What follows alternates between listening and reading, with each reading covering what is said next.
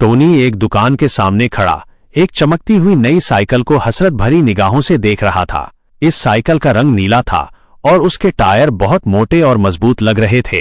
Tony ने डरते डरते हाथ बढ़ाया ताकि उसे छू सके, मगर ऐन इसी लम्हे साइकिल का मालिक, एक गुस्से वाला आदमी, बाहर आया और एक लकड़ी का डंडा लहराते हुए चलाया। दूर हट, ये कोई तमाशा नहीं है।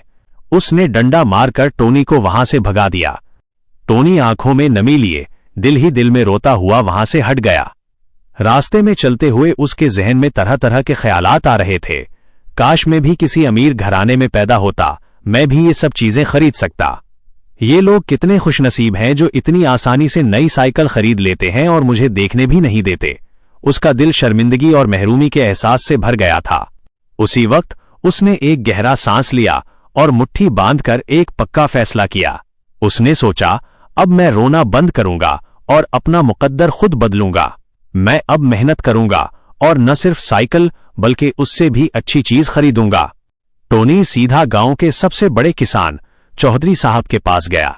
चौधरी साहब खेतों में काम की निगरानी कर रहे थे। टोनी ने बड़ी आजिज़ी से कहा, चौधरी साहब, मैं काम करना चाहता हूं। चाहे आप मुझे कितना भी मुश्किल काम दें, मैं पूरी ईमानदारी और लगन से करूंगा। बस मुझे अपने पास रख लें। चौधरी साहब ने उसकी आंखों में सच्चाई देखी और उसे फौरन काम पर रख लिया। अगले दिन से टोनी की नई जिंदगी का आगाज हुआ। वो सुबह सवेरे अजान से भी पहले उठ जाता और सीधा खेतों में चला जाता। वो दिन भर धूप की तमाज़त और मिट्टी की सख्ती की परवाह किए बगैर फसलों को पानी देता, घास काटता और मेहनत से फल तोड़ता। खास तौर पर आम, सेब और अंगूर की कटाई के दौरान वो तन्हाई में भी सारा काम मुकम्मल कर लेता। जब फल तैयार हो जाते तो वो उमेक एहतियात से टोकरियों में भरता और गांव के बाजार ले जाता। बाजार में वो दूसरे फल फरोशों की तरह महज फल नहीं बेचता था। टोनी में एक खास हुनर था। वो तेज चाकू से फलों को मुख्तलिफ और खूबसूरत डिजाइनों में काटकर सजाकर ग्राहकों को पेश करता।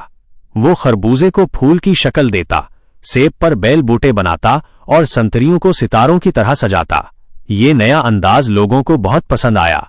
उसकी मेहनत, इखलाक और साफ सुथरे काम की वजह से उसकी गाहकी बढ़ती गई।